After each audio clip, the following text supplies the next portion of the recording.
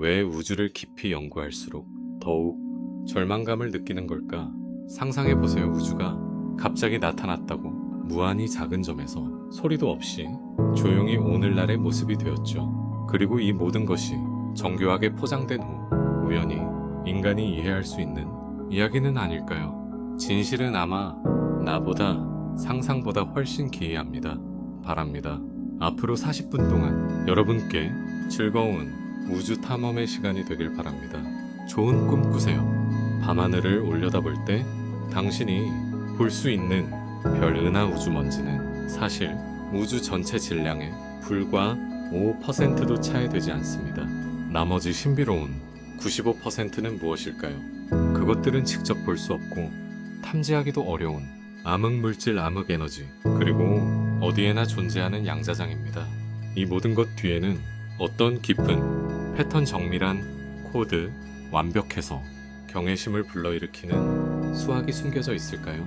경외심을 불러일으키는 이 모든 정밀함이 단지 무작위의 우연일까요? 아니면 정교하게 설계된 것일까요? 우리가 피상적인 과학적 가설과 깊이 있는 철학적 사고를 함께 이 우주를 바라볼 때 당신의 고정된 인식은 아마 완전히 뒤집힐지도 모릅니다. 혁명입니다. 먼저 수학이라는 열쇠로 우주를 해독해 봅시다. 당신은 알게 될 것입니다. 우주의 작동을 설명하는 극도로 정밀한 물리 방정식들에서 어느 하나의 기본 상수가 아주 미세하게라도 변한다면 우리 현실 세계 전체가 붕괴할 수 있다는 것을 중력을 예로 들면 만약 그 강도가 아주 미세하게 단지 1억분의 1의 1%만 증가해도 별은 너무 빨리 타버려 행성이 형성될 수 없고 우리가 아는 생명체도 존재할 수 없게 됩니다. 이것이 우리가 직면해야 하는 첫 번째 문제입니다. 우주 역설, 우리의 존재는 완벽하게 조정된 일련의 물리상수라는 바늘 끝에 매달려 있는 것과 같습니다. 이러한 극도의 정밀함은 설계의 존재를 강력히 암시합니다. 하지만 과학은 이러한 겉보기의 완벽함이 단지 통계적인 운 좋은 우연일 뿐이라고 말합니다. 아마 존재하는 무한한 다중우주에는 수많은 물리적 매개 변수가 혼란스러운 실패한 현실이 가득하고 우리는 우연히 그 매개 변수가 올바른 행운의 우주에 살고 있다는 것입니다. 이 두 가지 설명 중 어느 것이 더 받아들이기 쉬우신가요? 당신은 아마 이렇게 생각할지도 모릅니다. 만약 우주가 설계되었다면 설계자는 누구 혹은 무엇일까요? 만약 정말로 그런 설계자가 존재한다면 누가 그 설계자를 설계했을까요? 이쯤에서 우리는 필연적으로 끝없는 마트료시카 같은 논리적 순환에 빠지게 됩니다. 아마 그래서 자신의 이해에 한계를 인정해야만 합니다. 우주의 신비 앞에서 우리는 마치 마천루의 구조를 이해하려는 개미와 같습니다. 가장 뛰어난 두뇌를 가진 아인슈타인조차도 그가 시간의 시작, 그 광경을 마주했을 때 기존 이론의 무력함을 느꼈습니다. 그는 기존 이론의 무력함, 우주는 넓은 4차원 구조이며 질량과 에너지에 의해 왜곡된다고 생각했습니다. 신비로운 블랙홀 근처에서는 시간이 거의 멈출 정도로 느려지고 빛의 속도로 움직이면 시간은 완전히 정지합니다. 그리고 빅뱅의 그 순간 우리가 이해하는 시간이라는 개념은 아마도 의미를 잃을 것입니다. 애초에 존재하지 않았을 수도 있습니다. 따라서 우주의 초기 팽창이 일어나기 이전에는 우리가 정의할 수 있는 이전이란 것이 존재하지 않습니다. 그러므로 빅뱅 이전에 무슨 일이 일어났는지 묻는 것은 마치 북극점의 북쪽이 무엇인지 묻는 것과 같아서 우리의 일상적인 경험에 기반한 무의미한 질문일 것입니다. 점은 극한의 우주 조건에서 의미를 잃습니다. 우리가 한때 신뢰했던 물리법칙과 논리적 직관은 우주의 기원이라는 근본적인 본질 앞에서 완전히 무력해집니다. 그렇다면 만약 당신이 시간의 흐름을 거슬러 그 우주의 최초의 무한히 밀집된 시작점으로 돌아갈 수 있다면 과연 어떤 모습을 보게 될까요? 그곳에서 당신은 어떤 광경을 보게 될까요? 창조의 순간일까요? 아니면 우리가 전혀 상상할 수 없는 기존의 이해를 초월한 상태일까요? 이 우주의 기원 문제에 대해 일부 물리학자들은 다양한 대담한 가설을 제시했습니다. 예를 들어 무한순환 우주 가설, 평행 우주 가설, 그리고 우주는 단지. 또한 당신 자신의 존재에 대해 생각해 보세요. 당신의 몸을 구성하는 모든 원자는 수십억 년 전 죽어가는 항성의 뜨거운 중심에서 만들어졌습니다. 과장이 아니라 당신은 우주 진화의 일부입니다. 그리고 우주는 우리가 의식이라고 부르는 이 기이한 현상을 통해 스스로를 관찰하고 있습니다. 우리의 육체와 광활한 우주 사이에 이 깊고 본질적인 연결은 단순한 우연의 일치일까요? 아니면 훨씬 더 거대한 설계의 증거일까요? 그리고 우리가 미시 세계로 들어갈 때 양자 물리학이 드러내는 광경은 우리의 전통적인 인식을 완전히 뒤집어 놓습니다. 입자는 동시에 여러 곳에 존재할 수 있고 관측 행위 자체가 결과를 결정합니다. 이는 우리가 현실이라고, 우리가 실제와 허무에 대한 전통적인 인식을 완전히 뒤집습니다. 그것은 우리에게 아무것도 없다고 생각하는 공간조차도 실제로는 끊임없는 활동으로 가득 차 있다고 말합니다. 가상입자는 진공에서 갑자기 나타났다가 순간적으로 사라지고, 양자장은 그 사이에서 끊임없이 요동치고 파동칩니다. 매끄럽고 고요해 보이는 진공의 표면 아래에는 폭풍우 같은 에너지가 숨어 있습니다. 이러한 발견은 빈 공간의 표면 아래에는 사실 끓어오르고 요동치는 무한한 가능성으로 가득한 역동적인 현실이 있습니다. 그래서 우리의 전통적인 개념 속 절대적인 무문은 양자적 관점에서는 아예 존재하지 않을지도 모릅니다. 하지만 우리가 현재 알고 있는 모든 물리 법칙은 빅뱅 이전에 그 순간에는 모두 무너져 내립니다. 그래서 과학자들은 빅뱅의 그 극한 순간에 완전히 무력해집니다. 우리의 수학 도구와 이론적 틀은 그곳의 광경을 설명할 수 없습니다. 우리는 마치 인류 지식의 경계에 도달한 듯합니다. 가상의 설계자는 이 우리가 현대 물리학으로는 꿰뚫을 수 없는 수학적 시작점 속에 숨어 있는 것일까요? 아니면 그 질문 자체가, 아니면 이것은 단지 우리 인류의 현재 이해 능력의 한계를 나타낼 뿐일까요? 어느 쪽 결말이든 깊은 경외심과 미지의 세계에 대한 느낌을 자아냅니다. 만약 우리가 창조자 설계자의 개념을 억지로 도입한다면 그에 따라 답변 자체보다 더 많고 더 까다로운 문제들이 따라오는 경우가 많습니다. 예를 들어 만약 설계자가 실제로 생명의 출현을 위해 우주의 매개 변수를 정밀하게 조정했다면 왜 우리의 광활한 관측 가능 우주에서 생명 현상은 이렇게 드물고 거의 존재하지 않는 것처럼 보일까요? 우주의 대부분 환경은 우리가 아는 생명체에게 극도로 혹독합니다. 우주는 생명에게 적대적이며 생명의 출현 자체가 기적에 가깝습니다. 이러한 사실은 미세 조정 주장의 의문을 제기합니다. 열악하고 적대적인 환경이었습니다. 심지어 우리 이 행운의 지구에서도 추정컨대 존재했던 종들 중 무려 99%가 이미 영원히 멸종했습니다. 이것은 지적 설계의 명백한 증거일까요? 아니면 그 부재의 간접 증거일까요? 어쩌면 이것은 단지 우리의 시각이 너무 좁기 때문일 수도 있습니다. 우리가 보기에 잔혹해 보이는 이 과정이 더 큰 그림에서는 필요한 부분일지도 모릅니다. 우리는 탄소 기반 생명체로서 안정된 항성 주변을 공전하는 암석 행성에서 진화했습니다. 생명에 대한 우리의 정의와 의식에 대한 이해는 당연히 우리 존재 형태에 제약을 크게 받습니다. 하지만 만약 생명이 우리가 현재 전혀 상상할 수 없는 형태를 취할 수 있다면 우리의 우주론과 신학은 완전히 달라질 것입니다. 아마도 지적 설계의 증거는 상상의 형태일까요? 만약 의식이 별 내부의 뜨거운 플라즈마나 성간 구름의 차가운 극저온 가스 속에서 어떤 방식으로 생겨날 수 있다면요. 만약 우주 전체가 우리가 현재 이해할 수 없는 퍼져 있는 의식의 형태를 가지고 있다면요. 이러한 질문 속에서 우리는 과감하게 우주를 바라보는 방식을 과학적 추측과 피상적인 물리학 이론 사이에 경계는 점점 더 흐려지고 있습니다. 이제 우리는 우주를 감싸는 또 하나의 거대한 수수께끼인 암흑 에너지에 대해 깊이 생각해 봅시다. 이 신비롭고 보이지 않는 힘은 우주를 가속 팽창시키고 있는 듯합니다.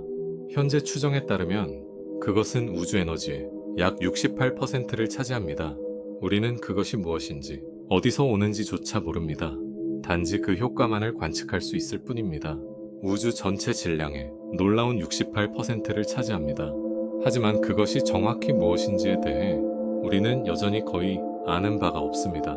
더욱 이해하기 어려운 점은 암흑 에너지의 강도가 어떤 완벽한 조정을 거친 듯하다는 것입니다. 덕분에 은하들은 우주 초기에 충분한 시간을 가지고 형성될 수 있었습니다. 만약 그 강도가 조금만 더 컸더라면 우주는 은하가 생기기도 전에 너무 빨리 팽창했을 것입니다. 시간이 형성되기 전에 팽창력이 모든 물질을 찢어놓기 전에 분해되어 흩어지지 않았을까요? 이것은 우리가 존재할 수 있게 한 또 다른 우연일까요? 아니면 실제의 본질에 대한 중요한 단서를 숨기고 있는 걸까요? 암흑 에너지와 때려야 뗄 수 없는 것은 암흑 물질입니다. 그것은 우주 총질량의 약 27%를 차지합니다. 우리는 그것을 직접 볼 수 없지만 중력 효과를 통해 그 존재를 알 수 있습니다. 암흑 물질은 은하를 하나로 묶는 27%는 또한 우리가 볼 수도 만질 수도 직접 탐지할 수도 없는 신비한 구성 요소이지만 그 강력한 중력 효과는 우주의 대규모 구조 형성에 중요한 역할을 합니다. 마치 보이지 않는 우주 지지대와 같아서 이 암흑 물질로 이루어진 중력 그물이 없다면 은하들은 형성되지 않았을 것입니다.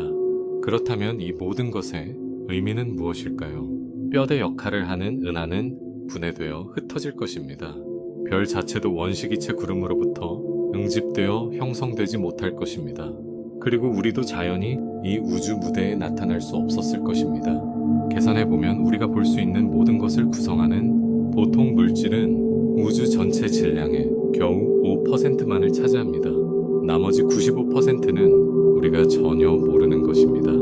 이것이 과학의 가장 큰 수수께끼 중 하나입니다. 우리는 보이지 않는 것에 둘러싸여 있습니다.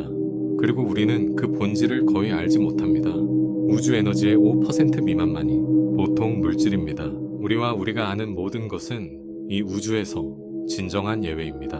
보편적인 규칙이 아닙니다.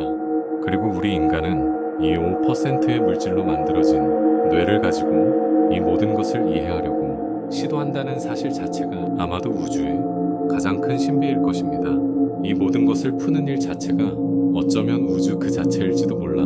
가장 큰 미스터리 중 하나는 지구에서 생존하고 번식하고 포식자를 피하기 위해 진화한 인간의 뇌가 어떻게 추상적 사고를 발전시켜 양자역학이나 일반 상대성 이론 같은 우주의 극한 상태를 설명하는 심오한 이론을 이해할 수 있게 되었는가입니다. 우리는 우주를 탐구할 수 있는 도구를 창조했습니다. 이러한 능력은 단지 진화의 우연일까요? 아니면 우리의 뇌가 우주의 깊은 질서를 반영하도록 설계되었다는 증거일까요? 우리가 만들어낸 추상적인 수학 모델들은 순수한 인간 사고의 산물임에도 불구하고 물리적 현실의 가장 깊은 작동 방식을 이토록 정확하게 포착할 수 있습니다. 이것은 우리의 사고방식이 어떤 식으로든 우주에 내재된 설계나 논리와 조화를 이루고 있음을 암시하는 것일까요? 아니면 이것은 단지 우리가 성공한 이론들만 기억하기 때문에 생기는 착각일까요? 어떤 방식으로 우주에 내재된 설계나 논리와 조화를 이루는 것일까? 아니면 단지 또 다른 우연일까요? 현실은 우연히도 수학을 기본 언어로 선택했습니다. 이중 슬릿 실험이 미시 입자의 행동이 관측 여부에 따라 근본적으로 변한다는 사실을 충격적으로 밝혀냈을 때 현실에 대한 우리의 이해는 전례 없는 도전에 직면했습니다. 관찰자가 현실을 창조하는 걸까요? 아니면 의식이 물리적 과정의 필수적인 요소일까요? 이 질문은 여전히 물리학의 핵심에 남아 있습니다. 현실 자체가 우리가 그것을 보는지에 따라 변하는 것처럼 보입니다.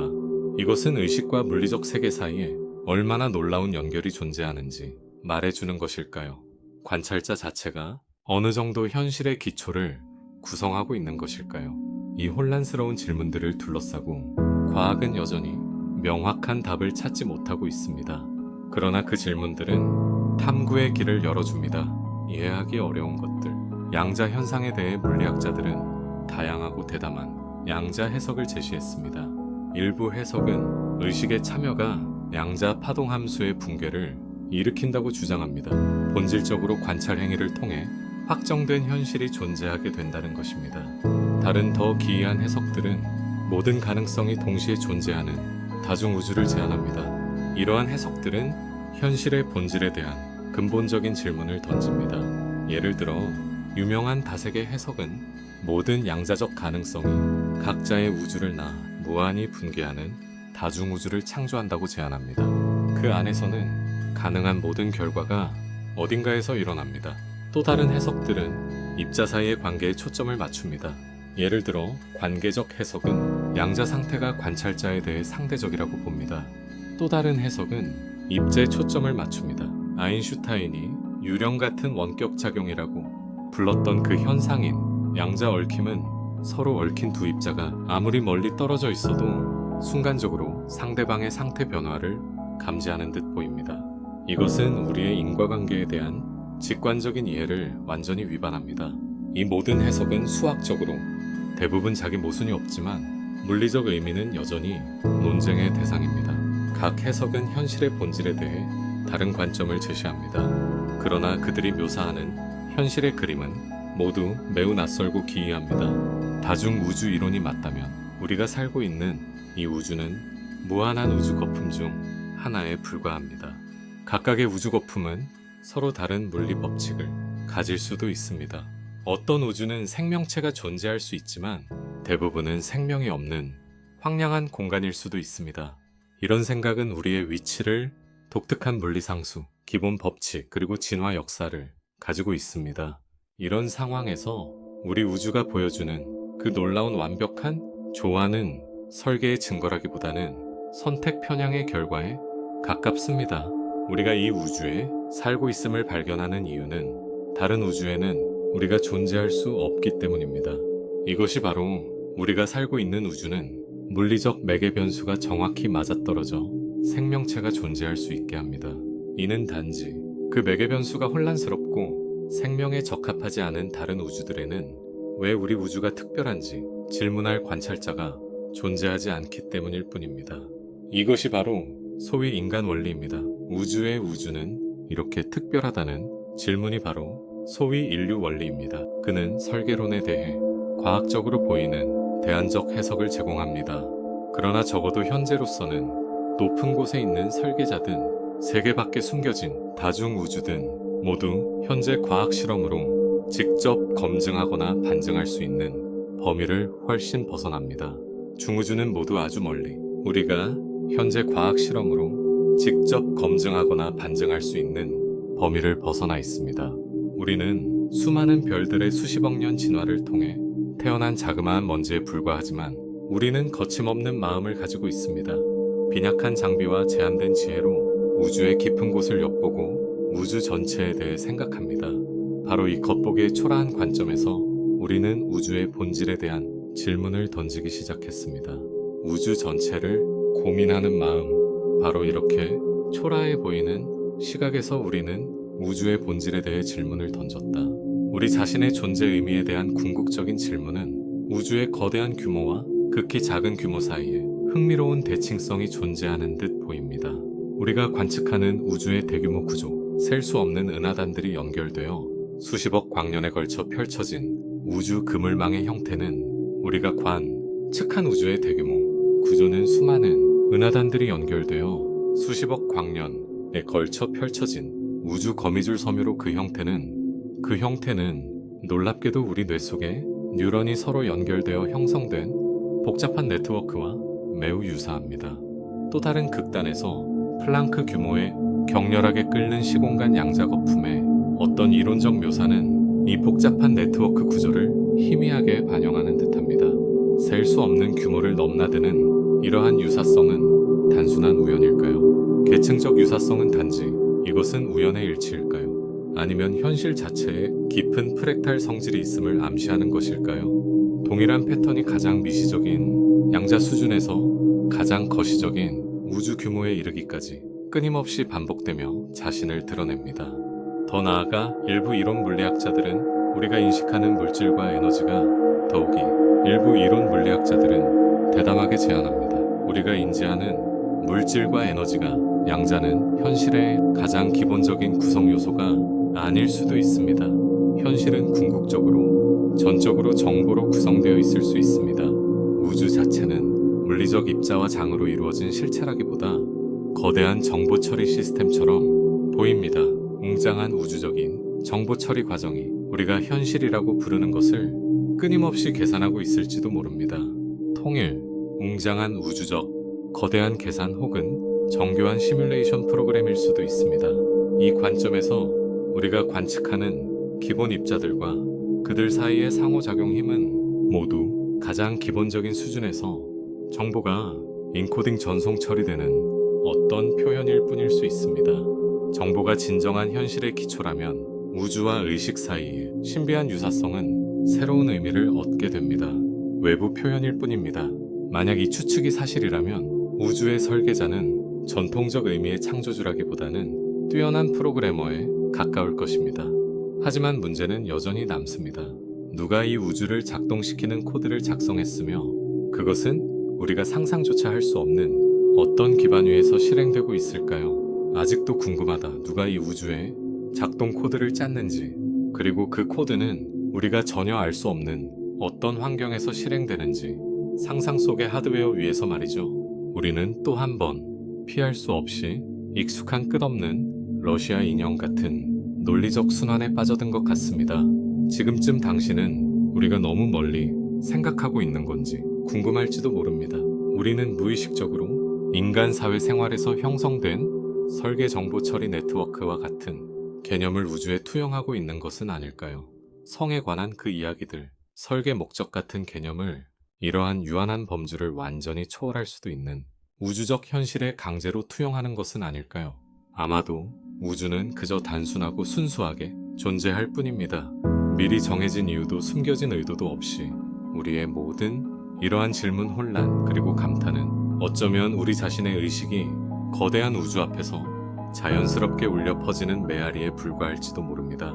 우리 모두의 의도는 이러한 질문 혼란 감정, 이 모든 감탄은 그저 이해를 갈망하는 우리의 두뇌가 광활한 미지 앞에서 피할 수 없이 품게 되는 희망사항에 불과할까요? 하지만 우리가 단순한 존재로 우주의 복잡성을 해소하려 할 때마다 우주 자체가 우리에게 새로운 난제를 던지며 더 깊은 수수께끼로 우리를 초대하는 듯합니다.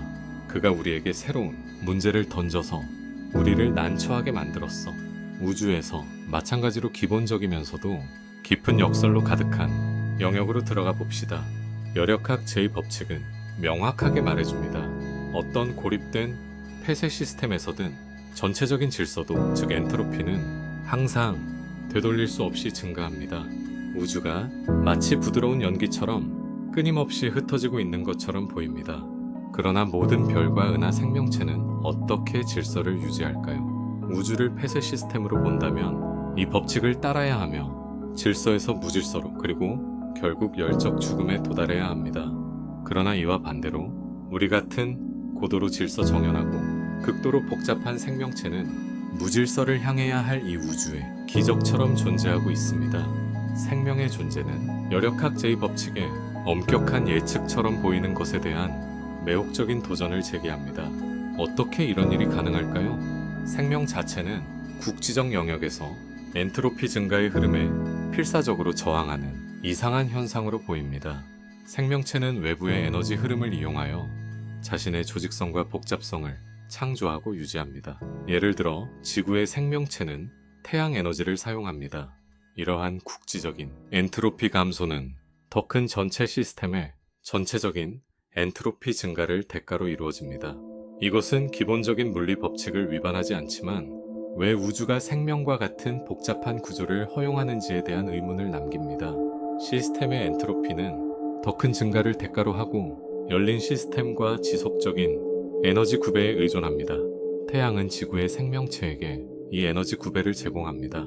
그렇다면 무엇이 우주 자체에게 최초의 낮은 엔트로피, 시작점과 지속적인 진화를 위한 에너지 구배를 제공했을까요? 만약 엔트로피가 항상 증가한다면 우주는 어떻게 이렇게 거대한 질서를 만들 수 있었을까요?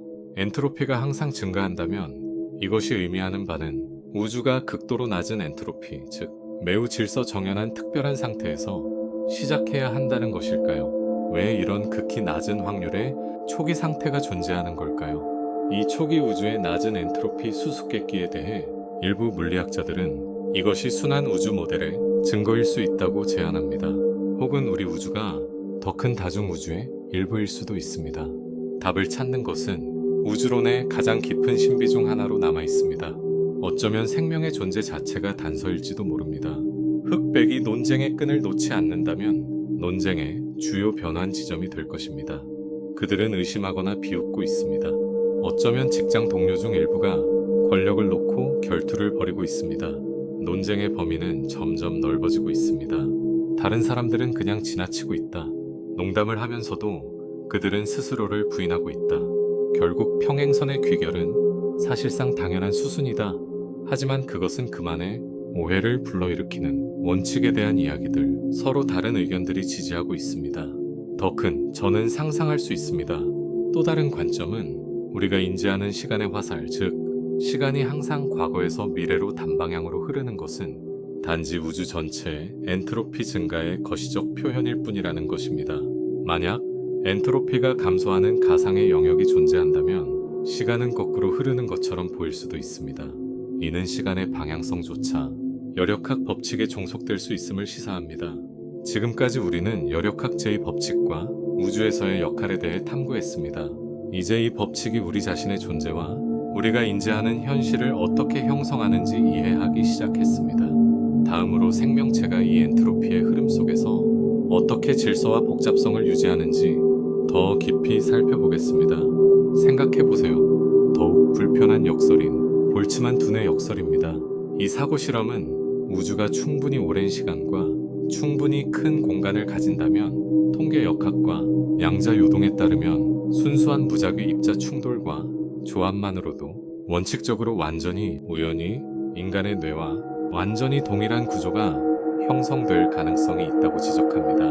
완전한 기억과 의식 경험을 가진 고립된 뇌가 우연히 생겨날 수도 있습니다. 이런 볼츠만 뇌는 극히 짧은 순간만 존재하지만 그 주관적 경험은 지금 당신의 경험과 완전히 동일할 수 있습니다.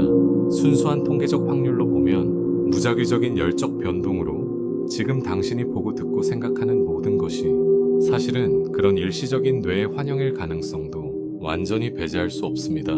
이것은 우리의 존재 자체에 대한 근본적인 의문을 제기합니다.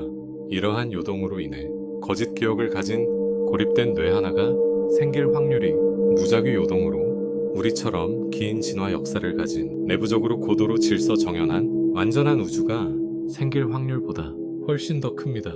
이것이 의미하는 바는 당신이 수십억 년의 역사를 가진 진짜 우주에 살고 있는 실제 사람일 가능성보다 방금 전에 우연히 생겨난 실제 우주에 실제로 존재하는 진짜 개체라기보다는 당신은 단지 가상현실을 경험하는 일시적인 볼츠만 두뇌일 가능성이 더 큽니다.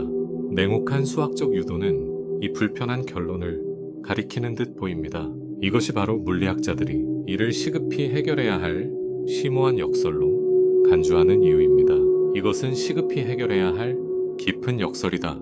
특히 주목할 점은 우리 우주가 관측 규모에 따라 완전히 다른 행동 특성을 보인다는 것입니다. 거시적 규모에서는 모든 것이 결정론적 물리 법칙을 따르는 것처럼 보입니다. 충분히 정확한 초기 조건과 계산 능력만 있다면 우리는 놀라운 정확도로 미래를 예측할 수 있습니다. 정밀하게 미래 상태를 예측할 수 있습니다.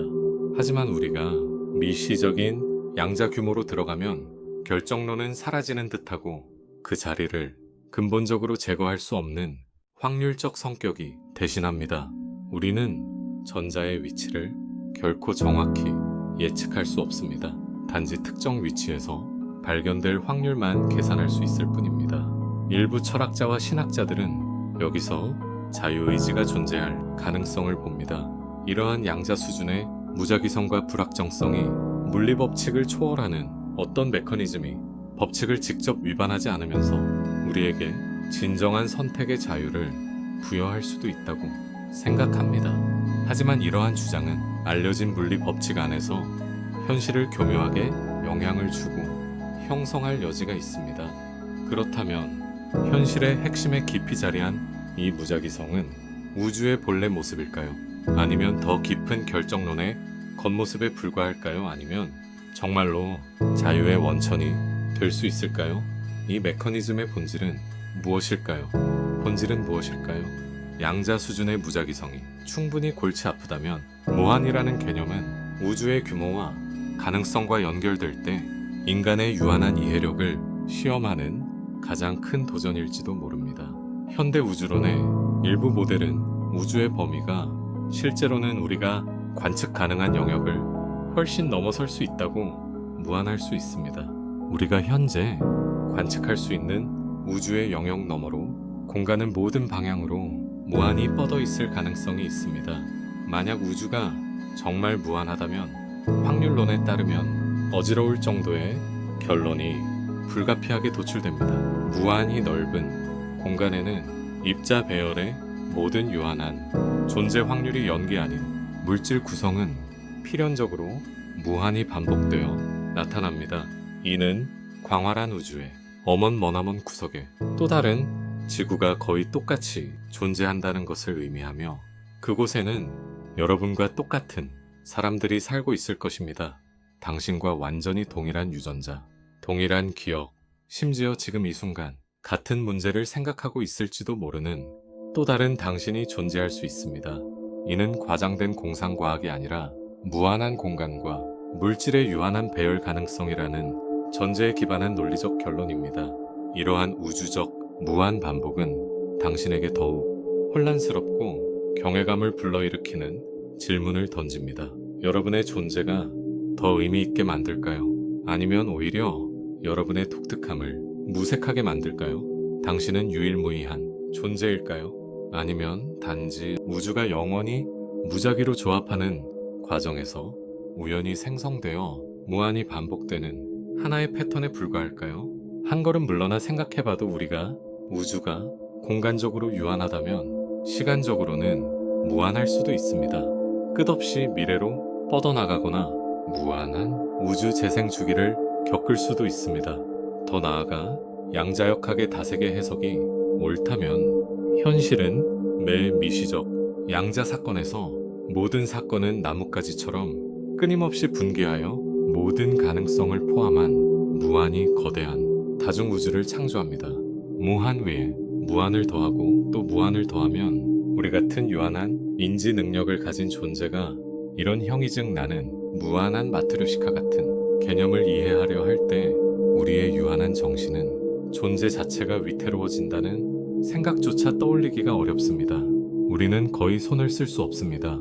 무한이라는 개념 자체는 과연 우주 실제의 가장 깊은 본질을 이해하게 해주는 열쇠일까요? 아니면 단지 우리의 물리 이론과 수학적 도구가 적용 한계에 도달했을 때 더 이상 유효하지 않은 인위적 구성물에 불과할까요? 이 질문은 우리로 하여금 수학적 추상화입니다.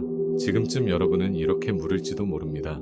이 모든 것, 우주에 대한 모든 거창한 논의가 한낱 평범한 사람의 일상과 도대체 무슨 구체적인 관련이 있느냐고 말이죠. 이렇게 생각해 보세요. 여러분의 몸을 구성하는 모든 원자는 예외 없이 수십억 년에 걸친 별의 핵융합과 초신성 폭발을 통해 만들어졌습니다. 긴 우주 시간의 진화 과정에서 이미 사라진 별들의 뜨거운 핵심 속에서 단조된 여러분의 피 속의 철분, 뼈 속의 칼슘은 한때 우주 깊은 곳의 별의 일부였습니다. 이 가장 근본적인 차원에서 여러분은 이 광활한 우주와 분리된, 고립된 존재가 아닙니다. 여러분 자신이 바로 고립된 개체가 아니라 여러분은 바로 우주 자체의 본질적이고 분리할 수 없는 일부입니다. 우주는 여러분과 같은 그 자신의 물질로 구성된 고도로 집중된 의식체를 통해 스스로를 반성하고 이 세상을 경험하고 이해합니다. 이 모든 것의 배후에 어떤 정교한 설계나 신중한 설계일까요? 아니면 순전한 우연의 일치일까요? 당신이 이러한 심오한 문제를 생각할 수 있는 의식체로서 존재한다는 사실, 우주 역사에 바로 이 순간 존재한다는 것 자체가 우리가 경탄하고 소중히 여길 만한 경이로움이 아닐까요? 기적일까요? 그러나 우주의 가장 근본적인 신비는 아직까지 미해결 상태로 남아 있습니다. 우리는 여전히 왜 우주가 존재하는지, 무우가 아닌지 모릅니다. 왜 우주의 작동을 지배하는 물리 상수들이 바로 지금의 값을 가지는지, 우리의 우주가 유일무이한 것인지, 아니면 더 넓은 다중 우주 그림 속에서 수많은 가능한 우주주 중 하나일까요? 그것은 분명한 시작이 있을까요? 아니면 영원히 존재해 온 것일까요? 우리가 가진 이 의식은 과연 물질이 극도로 복잡해진 후 창발한 현상일까요? 아니면 우주의 더 근본적인 속성일까요? 이 질문들은 우리를 끊임없이 사유하게 합니다. 근본적인 속성일까요? 우리가 있는 이 현실 뒤에는 어떤 궁극적인 목적이 숨겨져 있을까요? 아니면 그저 거기 있을 뿐 어떤 미리 정해진 의미나 방향도 없을까요? 우리가 현재 이해하지 못하는 이 큰 공백들은 아마도 머나먼 미래 과학에 의해 채워질 것입니다. 하지만 이는 또한 인간이라는 특정 인식 능력의 근본적 한계를 나타낼 수도 있습니다. 우리가 영원히 완전히 꿰뚫을 수 없는 우주의 세계들, 심지어 우리가 계속해서 던져온 질문 자체, 즉 누가 우주를 설계했는가라는 그 질문의 제기 자체가 애초부터 근본적인 문제를 안고 있을 수 있습니다. 이 질문은 무의식 중에 우주의 궁극적 실제에 적용되지 않을 수도 있는 인간 중심주의적 가정을 이미 전제하고 있는 것은 아닐까요? 우리 인간은 인과관계, 시작과 끝, 의도와 목적, 같은 관점에서 세상을 생각하는 데 익숙합니다. 하지만 우주는 가장 근본적인 수준에서 이러한 범주를 뛰어넘어 작동할 작동 원리는 우리의 거시적 경험에서 비롯된 직관과 범주를 훨씬 뛰어넘을 직관과 범주. 생각해 보세요. 양자 얽힘 입자는 아무리 멀리 떨어져 있어도 순간적으로 서로 영향을 미치며 이는 우리의 국지적 인과관계에 대한 전통적 관념에 도전합니다. 또 일반 상대성 이론이 공개된 공간과 시간은 하나의 역동적인 4차원 시공간으로 통일되며 이는 이전과 이후에 대한 우리의 이해를 뒤집습니다. 이론적으로 가능한 닫힌 시간 곡선이 실제로 존재한다면 인과관계라는 개념 자체가 의미를 잃게 될 것입니다. 그러므로 아마도 우주는 우리가 생각하는 것처럼 설계되거나 시작된 것이 상상했던 것처럼 어떤 외부의 지성에 의해 설계된 것이 아니라 그것은 오히려 자발적이고 내재적이며 창발하는 현상일지도 모릅니다. 마치 겨울 창문에 생기는 정교하고 복잡한 서리꽃 무늬처럼 말이죠. 이는 양자 수준의 잠재적 가능성들과 기본적 상호작용으로부터 자연스럽게 생겨난 규칙 안에서 자연스럽게 결정화되고 성장해온 질서일 수도 있습니다. 어쩌면 우주는 어떤 우주적 자기연급 역설을 통해 스스로를 파생시켰을지도 모릅니다.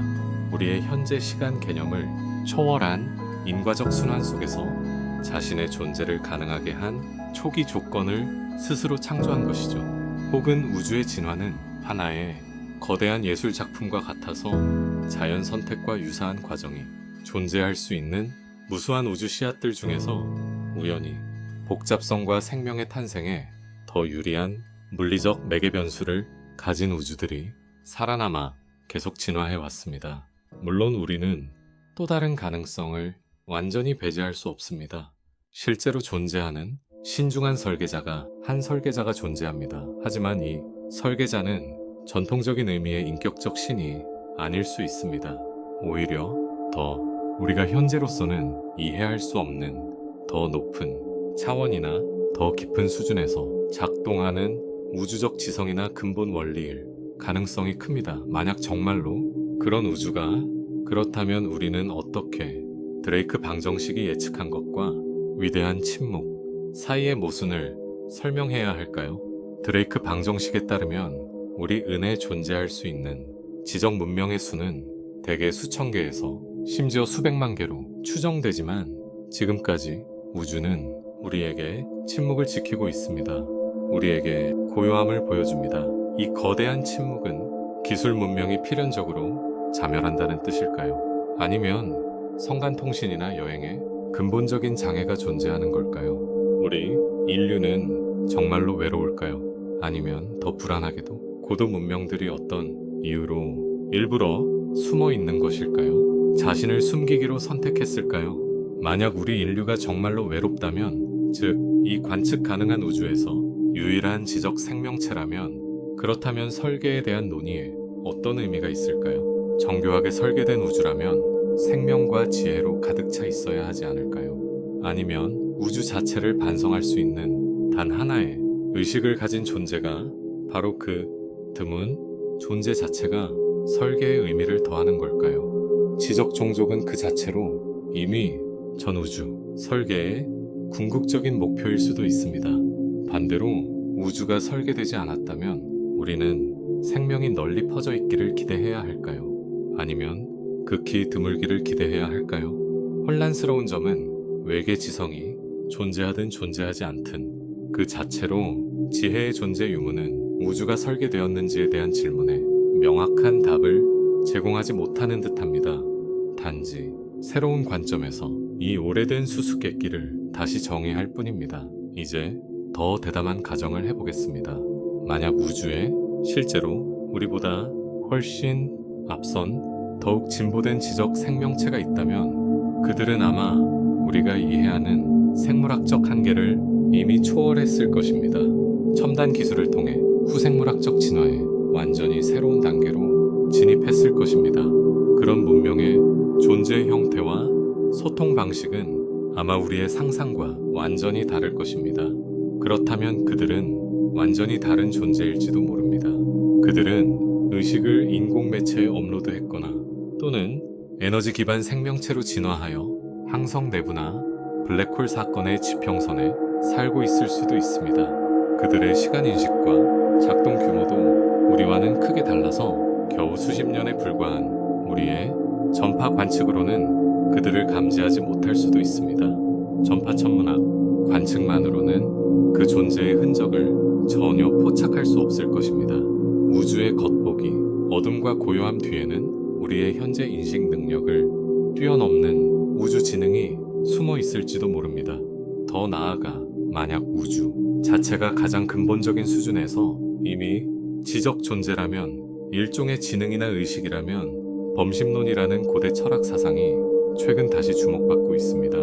이는 의식이 단지 뇌와 같은 복잡한 물질 시스템의 산물이 아니라 우주의 더 근본적이고 보편적인 속성으로 물질 자체에 내재한다고 봅니다.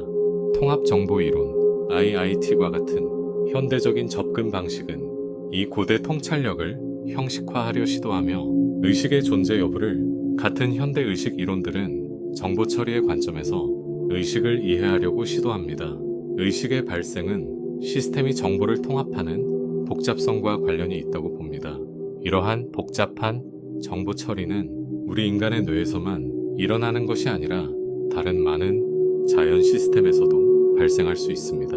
예를 들어 생태계, 인터넷, 심지어 우주 자체도 그의 자연 시스템, 심지어 우주 전체가 만약 이 이론이 옳다면 우주 전체가 우리가 상상하기 어려운 어떤 통합된 의식을 가진 거대한 우주적 마음 시스템을 구성할 수 있을까요? 그리고 우리 개개인의 인간 의식은 단지 이 거대한 우주 의식의 작은 일부일 뿐일까요? 이라는 거대한 우주 마음속 하나의 미미한 사고 노드에 불과할까요? 이 추측들은 다소 황당하게 들릴 수 있지만 그것들이 진지하게 제기되는 이유는 바로 우리 존재의 핵심에 있는 가장 근본적이고도 가장 혼란스러운 신비를 드러내기 때문입니다. 의식 자체, 우리 모두가 직접 경험하는 이 주관적 세계는 여전히 현재 가장 진보된 물리학 이론으로도 완전히 설명할 수 없습니다. 객관적인 물질적 뇌가 어떻게 주관적인 1인칭 경험을 만들어내는지, 이것이 철학자들이 의식의 어려운 문제라고 부르는 근본적인 질문입니다. 난제의 근본적인 문제. 뇌를 이해하는 것뿐만 아니라 현실 자체를 이해하는 열쇠일지도 모릅니다. 만약 의식이 정말로 우주의 기본 속성이고 단순한 복잡한 물질의 우연한 출현이 아니라면 우리가 살고 있는 이 우주는 더 이상 차갑고 영혼 없는 거대한 기계처럼 보이지 않을 것입니다. 오히려 영혼의 거대한 기계라기보다는 내적 정신으로 가득 찬, 혹은 그 자체가 어떤 거대한 마음의 생생한 표현일지도 모릅니다. 의식의 본질에 대해 깊이 논할 때 과학과 철학의 경계는 점점 더 흐려집니다. 일부 물리학자들은 시간의 본질에서부터 출발하여 의식을 설명하려 합니다. 공간의 본질이 나오다. 어떤 이는 우리의 일상적 경험을 뒤집는 관점을 제시합니다. 우리가 느끼는 시간의 흐름은 단지 주관적 인식의 착각일 수 있다는 것입니다.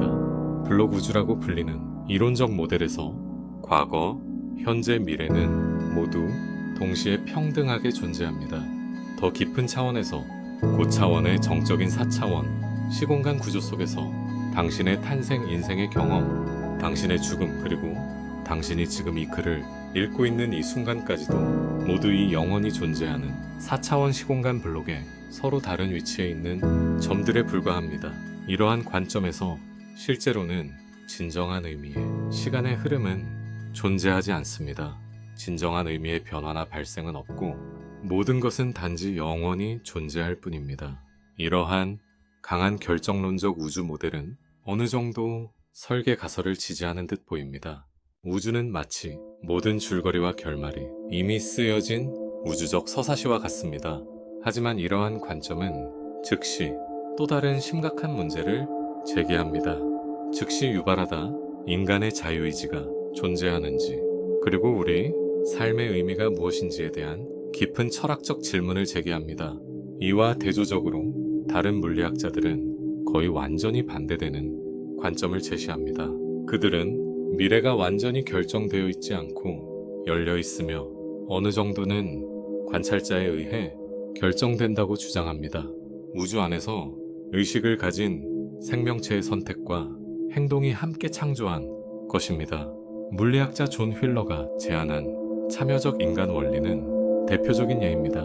그는 과감하게도 관찰자, 특히 의식을 가진 관찰자의 존재와 그들의 관찰 행위가 우주의 실제를 결정하는데, 행동이 우주가 양자적 가능성으로부터 우리가 인식하는 이 확정된 현실로 응축되는데 필수적이라고 보았습니다. 의식과 현실 사이에는 아마도 심오한 우주적 피드백, 고리가 존재할 수 있습니다. 휠러 자신의 말로는 우주가 의식을 낳았지만 의식이 우주의 의미를 부여한다. 의식이 우주의 의미를 부여한다. 이 관점은 우리에게 순수한 설계론과 순수한 우연론 사이에 흥미로운 중간지대를 제시합니다. 우주의 진화는 부분적으로는 내재된 물리적 필연성에 의해, 부분적으로는 예측 불가능한 양자적 무작위성에 의해, 그리고 또 다른 부분은 의식 있는 관찰자의 우주 자체가 자신이 낳은 관찰과 선택을 할 수 있는 의식 있는 생명체의 참여에 의해 함께 형성된다는 것입니다. 이제 몇 가지 도전적인 문제들을 마주해 봅시다. 우리가 현실에 대해 느끼는 안정감이라는 기이한 현상. 예를 들어 소위 만델라 효과는 많은 사람들이 기억하는 역사적 사실이 실제 기록과 다르게 기억되는 상당수의 사람들이 실제로는 일어난 적이 없는 역사적 사건이나 세부 사항에 대해 똑같이 선명하고도 잘못된 집단 기억을 가지고 있는 현상입니다. 이러한 집단적 기억의 오류는 단지 인간의 기억 자체가 신뢰할 수 없기 때문에 우연히 모두가 같이 착각한 것일까요? 아니면 더 깊은 의미가 있을까요? 다른 시공간의 기억이, 아니면 그 이면에 더 기이한 현상이 숨어 있을 수도 있습니다. 좀 더 대담한 추측은 의식이 이 하나의 물리적 우주에 완전히 묶여 있지 않을 수도 있다고 봅니다. 다중우주라는 그림 속에서 의식은 각기 다른 우주 사이를 이동하거나 동시에 여러 우주에 존재할 수도 있습니다. 아주 드문 특별한 상황에서 속성이 매우 유사한 평행 우주 사이에 어떤 형태의 도약이 발생하여 한 현실의 일부 기억 조각이 다른 현실로 잘못 전달될 가능성이 있습니다. 또 다른 사람들은 현실 자체가 근본적으로 불안정하다고, 우리가 상상하는 것보다 더 유동적이고 가변적일 수 있으며 어느 정도는 우리의 의식 상태와 관찰 행위에 깊은 영향을 받는다고 생각합니다. 주류 과학계는 현재로서는 인간 기억의 오류 가능성으로 이를 설명하려 하지만 이러한 이상 현상은 적어도 우리가 인지하는 현실 세계가 얼마나 우리의 뇌와 의식에 의해 능동적으로 구축된 것인지 단순히 외부 세계에 대한 수동적 반응이 아니라 그렇다면 이제 더욱 혁신적인 추측의 영역으로 들어가 봅시다. 만약 우리가 매일 경험하는 이 현실이 단지 우주 전체와 우리 자신이 매우 복잡한 컴퓨터 시뮬레이션 프로그램이라면 우리가 경험하는 모든 것이 우리가 상상할 수 없는 슈퍼 우주 컴퓨터에서 실행되는 코드라면 이른바 시뮬레이션 가설이라고 불리는 이 관점은 최근 몇 년간 일부 최고의 물리학자들과 철학자들 사이에서 물리학자, 컴퓨터 과학자, 철학자들 사이에서 점점 더 많은 관심을 받고 있습니다. 그 핵심 논리는 만약 문명이 충분히 높은 기술 수준에 도달한다면 그들은 거의 확실히 매우 사실적인 시뮬레이션 프로그램을 만들 능력을 가지게 될 것이며 엄청난 수의 시뮬레이션을 엄청나게 많은 시뮬레이션이 있다면 통계적 확률상 우리는 유일한 기본 현실이 아닌 수많은 시뮬레이션 우주 중 하나에 살고 있을 가능성이 더 높습니다. 만약 우리가 시뮬레이션 프로그램 안에 살고 있다면 설계자의 존재는 의식과 현실의 본질에 대한 근본적인 질문을 제기합니다. 그 신호는 매우 구체적이 됩니다. 바로 우리 이 우주 시뮬레이션 프로그램을 작성한 프로그래머들이죠. 하지만 이것 역시 궁극적인 설계자에 대한 근본적인 문제를 진정으로 해결하지는 못합니다. 단지 그 문제를 한 단계 뒤로 밀어냈을 뿐입니다. 우리는 다시 한번 그 익숙한 무한재규의 함정에 빠진 듯합니다. 중첩된 논리 순환 속에서 어쩌면 이 모든 우주에 대한 질문들은 결국 가장 심오한 하나의 수수께끼로 수렴될지도 모릅니다. 왜 어떤 것이 존재하는가? 영원한 무무가 아니고 왜 무무가 아닌 유유가 있는가? 이 질문은 수천 년 동안 철학자들을 괴롭혀 왔습니다. 수천 년 현대 물리학의 일부 이론 예를 들어 양자장론에서 진공의 양자 요동에 대한 설명은 무우가 근본적으로 불안정한 상태일 수 있음을 암시하는 듯합니다. 양자 요동은 필연적으로 무로부터 유를 창조해냅니다. 하지만 이것 역시 단지 그 근본적인 질문을 한 걸음 더 뒤로 미루었을 뿐입니다. 왜 있음을 생성할 수 있는 양자 진공이 존재하는가?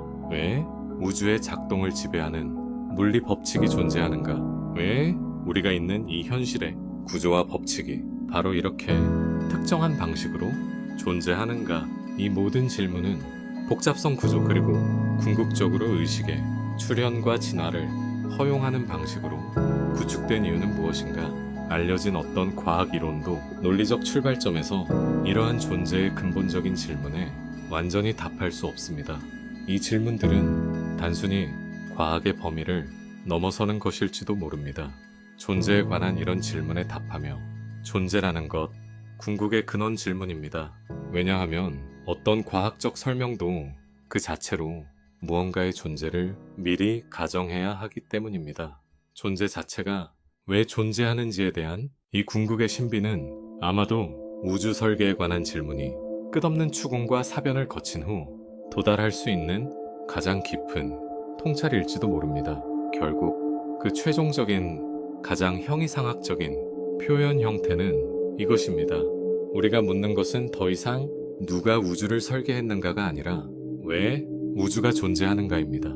우리가 그것이 설계되었는지, 어떻게 진화했는지, 또는 왜 특정한 방식으로 존재하는지 논의할 수 있는 우주 자체가 왜 있는가, 존재하는지, 만약 우리가 인지하는 이 현실 뒤에 정말로 우리의 이해를 초월하는 어떤 우주적 목적이나 깊은 의도가 존재한다면 그것은 인간의 제한된 정신 능력으로 이해할 수 있는 범위를 훨씬 넘어서서 우리가 제기하는 이러한 질문들조차 그 앞에서는 유치해 보일지도 모릅니다.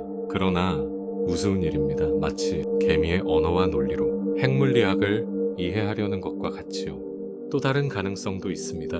존재의 상태 자체가 유일하게 논리적으로 가능한 상태이며 없음은 단지 우리 인간 사고의 한계 때문에 생겨난 허상일 뿐이라는 것입니다. 어쩌면 왜 무엇인가가 있는가라는 질문 자체가 가설에 불과합니다. 우리가 용기를 내어 인류의 현존 지식이 도달할 수 있는 가장 앞선 경계에 서서 우주 깊숙이 헤아릴 수 없는 신비의 심연을 응시할 때 우리는 한 가지 겸허한 진실을 마주해야 합니다. 우리가 알게 된 그 작은 지식 조각들의 가장 큰 가치는 아마도 우리로 하여금 더 큰 질문을 하도록 만드는데 있는지도 모릅니다. 우리 자신의 무지가 얼마나 광활한지 더욱 선명히 깨닫게 합니다. 우리가 어렵게 해결한 거의 모든 질문은 즉시 더 많고 더 복잡한 새로운 질문을 낳습니다. 모든 주요 과학적 발견은 우리의 인식 범위를 넓히면서도 예외 없이 우리에게 더 큰 미지의 영역을 드러내줍니다. 이것이 바로 과학의 본질입니다. 훨씬 더 광활한 무지의 영역을 드러냅니다. 우주는 단지 우리가 상상할 수 있는 것보다 더 기이할 뿐만 아니라 인간이라는 특정 인지 능력에 상상이라는 행위 자체가 도달할 수 있는 한계보다 더욱 기이할 수도 있습니다. 어떤 초월적 지능이 정교하게 설계했든 아니면 맹목적인 자연 법칙이 우연히 만들어냈든 우주는 우리의 이해를 초월합니다. 내재된 물리적 필연성에 의해 자연스럽게 출현했는가 아니면 순전히 맹목적인 우주적 우연에 의해 무작위로 생성되었는가 또는 우리 현존의 모든 범주를 완전히 초월한 우리가 이름조차 붙이기 어려운 방식으로 존재하는가 현실이라는 우리 자신을 포함한 이 모든 것을 담고 있는 거대한 질문 우리 자신을 포함한 우주는 여전히 우리가 끊임없이 탐구하고 해석해야 할 궁극의 거대한 수수께끼로 남아 있습니다. 우리는 이 수수께끼 밖의 방관자가 아닙니다. 우리 자신이 이 장대한 수수께끼에 없어서는 안 될 구성 요소입니다. 그러나 놀라운 것은 우리가 이 수수께끼의 일부이면서도 그 일부를 이해하려 한다는 점입니다. 이것이 우리 존재의 가장 신비로운 측면입니다. 성부분이지만 놀라운 것은 경탄할 만한 점은 이렇게 깊은 미지와 거대한 난관에 직면했음에도 우리 인간은 결코 질문을 멈추지 않았습니다. 탐구를 포기하지 않았으며 생명 본능에서 비롯된 호기심을 잃지 않았습니다. 아마도 바로 이 멈추지 않는 호기심, 이 불굴의 질문 정신이 우리를 앞으로 나아가게 하는 원동력일 것입니다. 간지럽게 추궁하는 정, 신비 그 자체가 이미 어떤 깊은 의미를 담고 있습니다.